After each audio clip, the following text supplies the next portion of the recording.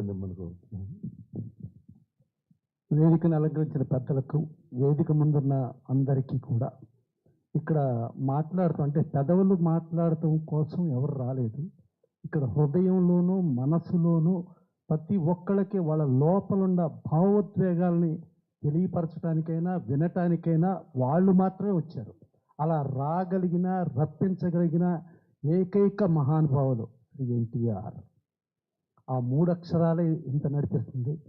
సరే, ఒక 1700 మంది బ్రిటిష్ కౌన్సిల్ ఎగ్జామ్ రాస్తే సబ్ రిజిస్ట్రార్ ఎగ్జామ్కి కేవలం 7 పాస్ అయితే ఆ 7లో ఒకళ్ళగా సబ్ రిజిస్ట్రార్ ఉద్యోగంలోకి వెళ్ళింది ఎన్టీఆర్. ఆ సబ్ రిజిస్ట్రార్ దాంట్లో బ్యూరోక్రాట్ సిస్టమ్ అవి నచ్చక అది వద్దనుకుని సినీ రంగంలో ఎంతో కష్టపడి, అంటే చాలామంది అనుకుంటుంటారు ఆయనకి ఏదో పూల పలకలో వెళ్ళిపోయారు, ఏదో చాలా ఈజీగా వెళ్ళిపోయారు. కాదు, ఎంతో కష్టాలు పడి ఎన్నో కిలోమీటర్లు నడిచి ఎవ్రీ డే నడిచి ఎంతో కష్టపడి ఆయన స్టార్ట్ అయితే ఆయన కెరీర్ మన దేశం 75 ఏళ్ళ సినిమా అది అనుకుంటే ఆ మన దేశంకి దర్శకులు ఎల్వి ప్రసాద్ గారు, అదే మిర్జాపురం రాజు గారు, కృష్ణవేణి గారు అది అనుకుంటే రెండో సినిమా షావుకారు అది విజయవాడది, దానికి కూడా ఎల్వి ప్రసాద్ గారు డైరెక్టరు. మూడో సినిమా పల్లెటూరు పిల్ల. ఇలా వెళ్ళిన ప్రహసనంలో 5వ సినిమా మాయారంభ తెలుగు తమిళ్ 2 భాషల్లోనూ ఆయన నటించారు. 6వ సినిమాకి వస్తే పాతాళ భైరవి 1951లో తెలుగు తమిళ్ విజయ ప్రొడక్షన్స్ వాళ్ళ ద్వారా రిలీజ్ అయ్యి 2 స్టేట్లలోనూ 175 డేస్ ఆడి తర్వాత 1952లో హిందీలో జమినీ వాళ్ళు నిర్మించారు, అది కూడా 175 డేస్ ఆడి 3 భాషల్లోనూ పాన్ ఇండియా కాదు pan world star in 1951-52. That is one and only NTR. ఇవాళ మాట్లాడుతున్నాం పాన్ ఇండియాలని, పాన్ ఇండియా ఆ రోజునే ఉంది పాన్ ఇండియా. సో అలాంటి ఎన్టీఆర్ అలా చేసుకుంటా జానపద అన్ని పౌరాణిక ఈ పాత్రని కాదు ఆయన డీగ్లామరైజ్ రోల్ రాజు పేదలో కానీ అలా ఎన్నో చేసుకుంటూ ఎన్నో రకాలుగా. జనరల్గా ఏంటంటే దేవుళ్ళని ఆరాధిస్తాం, కానీ రాక్షసుల్ని భయంకరంగా తిడుతూ విలన్లుగా చూస్తాం. కానీ రాక్షసుల్లో ఉన్న మంచి కోణాన్ని కూడా తెలియపరిచి ఆ రాక్షసుల్ని, అంటే ఒకసారి కేవీ రెడ్డి గారిని దర్శకులుగా అనుకుని సినిమా అని అనుకుంటే కేవీ రెడ్డి గారు చెప్పారంట, అదేంటి రాముడిగా ఎవరు చేస్తున్నారంటే రాముడిగా హర్నాథ్ గారు చేస్తున్నారన్నమాట.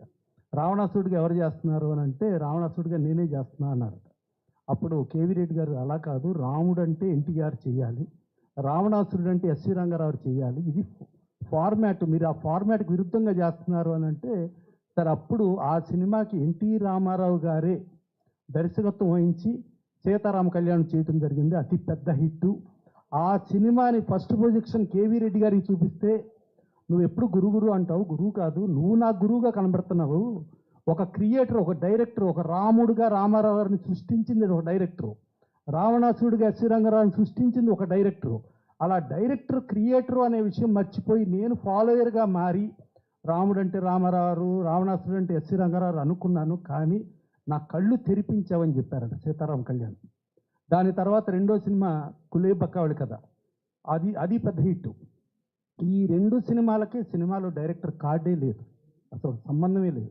అప్పుడు south Indian film directors association director card లేకపోతే ఎవరైనా డైరెక్టర్ అనేది కొంచెం అవమానకరంగా ఉంది డైరెక్టర్స్కి అని చెప్పి అప్పట్లో శాంతకుమార్ గారి భర్త పుల్లయ్య గారిని పంపించి ఆయన్ని ఏమన్నా చేద్దామంటే 24 క్రాఫ్ట్స్ ఆయన ఏమీ చేయలేం, వెళ్ళి మీరు రిక్వెస్ట్ చేయండి అని అంటే అప్పుడు పుల్లయ్య గారు వస్తే నేను ఒకళ్ళని అవమానించాలని కాదు, ఒకళ్ళని ఇచ్చేయాలని కాదు, ఎన్టీ రామారావు BA అంటే 3 సంవత్సరాలు పాస్ అయితే వచ్చే డిగ్రీ నాది, ఆ డిగ్రీ పెట్టుకుంటాను, నాకు అర్హత 3 సంవత్సరాలు పాస్ అయితేనే నాకు వస్తుంది, పాస్ అవ్వకపోతే నాకు అది రాదు, నాకు అది బ్రాకెట్లో మిగిలిపోద్ది అని చెప్పి నేను 3 సినిమాలు దర్శకత్వం వహించి సూపర్ హిట్ అయ్యి ప్రజామోదం పొందిన తర్వాతే నాకు ఆ దర్శకుడు డిగ్రీ వస్తుందనుకుని నేను అలా అనుకుంటున్నాను.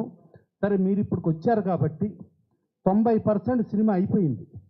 ఇప్పుడు ఈ సినిమా కనుక ఫెయిల్ అయితే నేను సినీ రంగంలో నటుడుగా, దర్శకుడిగా, నిర్మాతగా అన్ని రంగాల్లోంచి నేను వదిలేసి వెళ్ళిపోతా అని చెప్పి ఆ 3వ సినిమాని ధైర్యం చేసి ఛాలెంజ్ చేసి ఆ 3వ సినిమాలో పేరేసుకుంటం జరిగింది. ఆ 3వ సినిమానే శ్రీకృష్ణ పాండవీయం.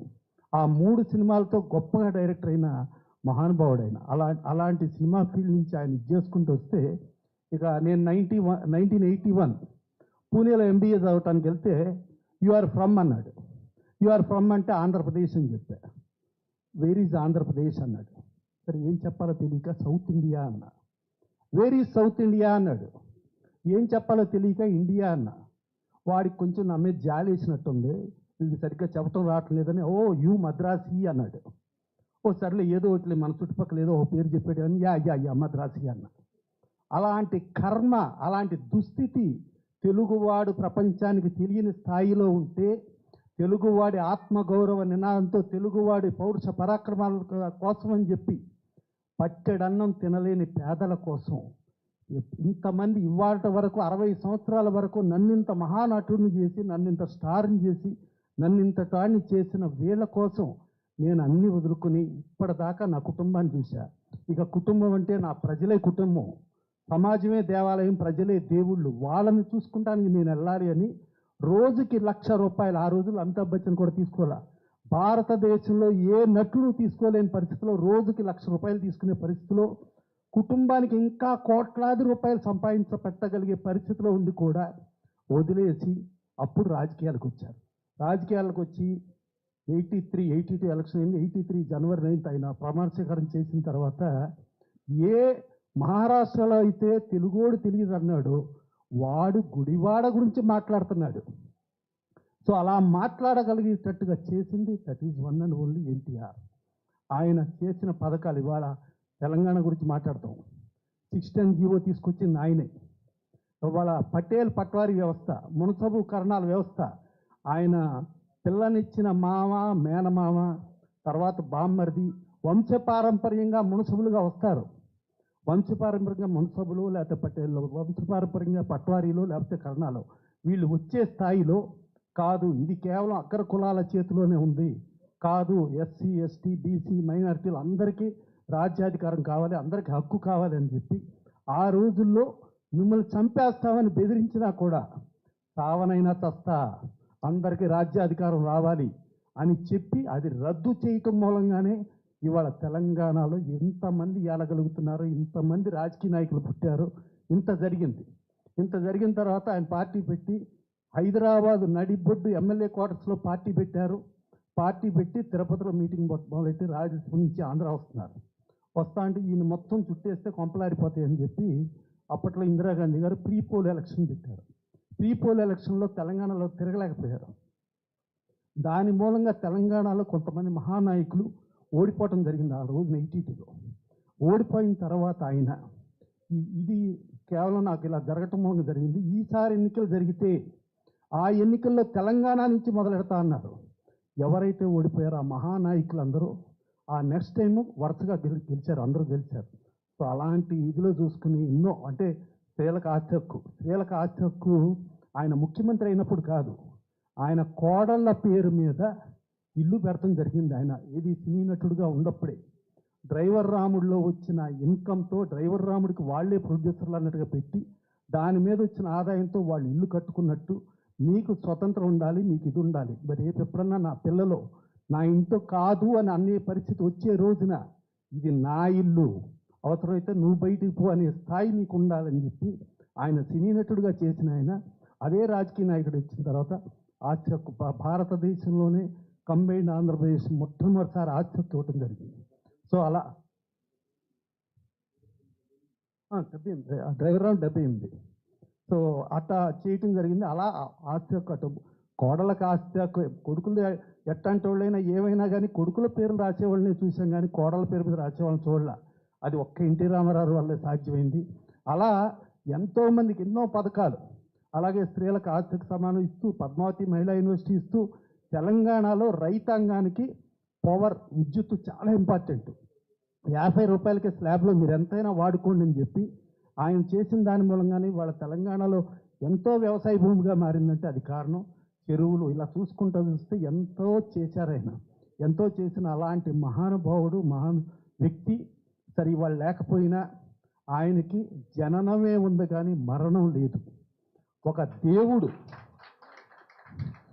ఆయన పేరుతో కానీ ఆయన దీనితో కానీ ఎన్టీఆర్ అనే దగ్గర వాళ్ళ కుటుంబం నుంచి రావచ్చు, ఇంకా రావచ్చు, ఎంతమంది ఎన్టీ రామారావులు వచ్చినా ఒక్క ఎన్టీ రామారావు ఆయనే ఆయనకి సరితూగగలిగిన వాళ్ళు ఎవ్వరూ లేరు, ఎవ్వరూ రారు. ఆయన కృషి, ఆయన పట్టుదల, ఆయన దీక్ష, ఆయన విజయం, ఆయనే చరిత్ర సృష్టించారు, ఆయనే చరిత్రకు మూలకర్త, ఆయనే అన్నిటికీ. అలాంటి వ్యక్తి అయిపోయిన తర్వాత సరే ఇక కలియుగ దైవం వెంకటేశ్వర స్వామి అనుకున్నా కూడా దేవుడికి పూజ చేయడానికి పూజారులు కావాలి. ఆ పూజారుల కిందే ఈ ఎన్టీఆర్ లిటరేచర్. వీళ్ళు ఇదేదో పవర్లో ఉందని వీళ్ళు రాలా. 4 సంవత్సరాల క్రితం పవర్లో లేని పరిస్థితిలో విజయవాడలో ఆ రోజున రజనీకాంత్ని తీసుకెళ్ళి ఆ రోజున ఫంక్షన్ చేసినప్పుడు అక్కడ ప్రభుత్వం ఎంత ప్రాబ్లం క్రియేట్ చేసిందో, ఎంత ఇబ్బంది జరిగిందో, ఆ ఇబ్బంది నుంచి అక్కడ రజనీకాంత్ వచ్చి మాట్లాడిన దానికి ఎంత ట్రోల్ చేసిందో కూడా మనం చూసాం. దాని తర్వాత టీడీ జనార్దన్ గారు రజనీకాంత్ గారు ఏమైనా ఫీల్ అవుతారేమో అని చెప్పి, సార్ సారీ సార్ మేము ఇలా అనుకోలేదు సార్ అంటే, రజనీకాంత్ గారు ఆయనకి చెప్పింది, గల్లీ గల్లీ వస్తా, ఎక్కడికైనా తీసుకెళ్ళండి, నేను మళ్ళా ఆ పార్టీని పవర్లోకి తీసుకురావడానికి నేనేం చేయమన్నా చేస్తా, వాళ్ళు మురుక్కుంటారయ్యా, కుక్కల మురుగుతూ ఈ సింహం పట్టించుకోదు అని ఆయన చెప్పాడు రజనీకాంత్ గారు. అది మామూలు విషయం కాదు. దాని తర్వాత కైతలాపూర్ గ్రౌండ్స్లో అక్కడ ఎవరిని లోపలికి రానివ్వట్ల. కృష్ణవేణి గారికి దాదాపు 100 సంవత్సరాల వయసు, వాళ్ళ కూతురికి దాదాపు 75 సంవత్సరాల వయసు, అనురాధేవి గారు. వాళ్ళిద్దరూ రోజారమణి గారు, ముగ్గురుంటే రానివ్వకపోతే నేను బలవంతంగా ఇచ్చేసి లోపలికి తీసుకెళ్తే అక్కడ లేడీ ఏసీపీ ఆవిడ ఉంది. సార్ ఇప్పుడు దాకా 3 రౌండ్లు తిప్పించాను సార్, మీరు ఇప్పుడు తీసుకొచ్చారా అంది. ఏం చెప్పాలండి. సో అలాంటి ప్రతికూల పరిస్థితిలో కైతలాపూర్ గ్రౌండ్స్ కానీ అక్కడ కానీ చేసి అలా చేస్తున్నాం. వాళ్ళు అక్కడ ఆంధ్రప్రదేశ్లో కూటమి ప్రభుత్వం వచ్చింది. సో అట్టా కలియుగ దైవం వెంకటేశ్వర స్వామికి పూజారులు ఎంత ముఖ్యమో డెఫినెట్గా ఈ లిటరేచర్ కమిటీ అంత ముఖ్యం. వీళ్ళందరూ కూడా నిష్ణాతులు. వీళ్ళందరూ పవర్ చూసో పవర్లో ఉన్నాం అనుకునే కాదు. చాలామంది మా సినిమా వాళ్ళు కూడా ఏదైనా డిస్కషన్, ఆయన జైలుకి వెళ్ళినప్పుడు చంద్రబాబు నాయుడు గారు మాకేం సంబంధం అండి, అదేదో రాజకీయం గోవాలని మాట్లాడిన వాళ్ళు తెల్లారు లెగిస్తే పవర్లో ఉంటే రోజు మా వాళ్ళే ఉంటారు. సో అలా మాట్లాడిన మా వాళ్ళ తరహాలో వీళ్ళెవరూ బిహేవ్ చేయలేదు. ఈ రోజు రాత్రుళ్ళు పగళ్ళు కష్టపడి చేశారు లిటరేచర్ కమిటీ. వీళ్ళు పవర్ ఉన్నా పవర్ లేకపోయినా ఎప్పుడు ఇదవుతారు. ఒకసారి ఇప్పుడు జనార్దన్ గారితో చెప్పా, సార్ అపోజిషన్లో ఉండగా మేము ఆ పార్టీనే సార్, పవర్లోకి వస్తే మాకు సంబంధం ఉండదు సార్ అన్న. ఆయన లేదు సార్ ఇక నుంచి పవర్లో ఉండా కూడా మీకు ఆ పార్టీనే సంబంధం అండి అని చెప్పారు. కానీ మా అవసరం అపోజిషన్లో ఉన్నప్పుడు మేము ఉంటాం, పవర్లో ఉన్నప్పుడు మాకు మేము వెళ్ళి దాన్ని ఇచ్చేసుకుంటా అది లేదు. అలాగే ఇక కుటుంబం, నందమూరి కుటుంబం అండి, ఏ రోజున వీళ్ళు సెక్రటరీలకు వెళ్ళా, ఏ రోజున ఏ పైరవులకి వెళ్ళా, ఏ రోజున పలానా ఫైల్ మీద సంతకం పెట్టమని అనలా. ఎప్పుడూ కూడా ఆయనకి వెన్ను దండగా ఉండి ప్రతి ఒక్కళ్ళు ఎవరి కాళ్ళు ఎవరు ఏం పనులు చేయాలి. ఒక హరికృష్ణ గారు చైతన్య రథసారథిగా ఆయన ముందుకెళ్తే, మోహన్ కృష్ణ గారు ఆ రథం మీద నుంచి కెమెరా తీస్తూ ఆయన ముందుకెళ్తే, జయకృష్ణ గారు గుడివాడ కాన్స్టిట్యున్సీలో ఆయన ఇంటింటికి వెళ్ళి ఆయన ప్రచారం తిరిగితే, అలాగే రామకృష్ణ గారు అట్ట ఎవరి కాళ్ళు బాధ్యతాయుతంగా పనిచేశారు. అంతేగాని ఏ రోజున పవర్ సై చూడలేదు. బాలకృష్ణ గారు కూడా ఎక్కడ ప్రచారం ఉందో అక్కడికి వెళ్ళారు. సో ఇలాంటి అసలు ఏ కంప్లైంట్ లేకుండా ఏ పర్ఫెక్ట్ ఉండా ఏదైనా ఉందంటే దట్ ఈస్ కుటుంబం. ఒక ముఖ్యమంత్రి కుటుంబం ఏదైనా ఉంటే ఎన్టీ రామారావు కుటుంబం. ఇంకోటి ఏంటంటే, ఒక రాజకీయ నాయకుడిగా, ఒక ముఖ్యమంత్రిగా ఎవరైనా కోట్లాది ఆస్తులు వాళ్ళ కుటుంబానికి కూడబెట్టారేమో కానీ వాళ్ళ కుటుంబం ఆస్తుల్ని కనుక రాజకీయాల్లోకి వచ్చి ముఖ్యమంత్రిగా అయ్యి ఎన్టీ రామారావు నాశనం చేశారండి. ఇది పచ్చి నిజం. రామకృష్ణ 70 తగలబడిపోతే ఆ డబ్బులు వాళ్ళే కష్టపడ్డారు. తారక రామ థియేటర్ తగలబడితే ఆ డబ్బులు కష్టం వాళ్ళే పడ్డారు. అంటే ఒక రాజకీయ నాయకుడు ముఖ్యమంత్రిగా ఒక వ్యక్తి వచ్చి వాళ్ళ కుటుంబానికి నష్టం పెట్టిన మనిషి ఎవరన్నారంటే అది మహామనిషి, దేవుడు, that is one and only NTR అండి. ఆయన గురించి మాట్లాడుకోవాలంటే కొన్ని సంవత్సరాలు పడుతుంది. అందుకని చాలా ఇంకంతమంది మాట్లాడాలి కాబట్టి థ్యాంక్ యూ. ప్రసన్న గారు పెద్ద గ్రంథాలయం రామారావు గారి కుటుంబాన్ని గురించి. ఇప్పుడు నందమూరి తారక రామారావు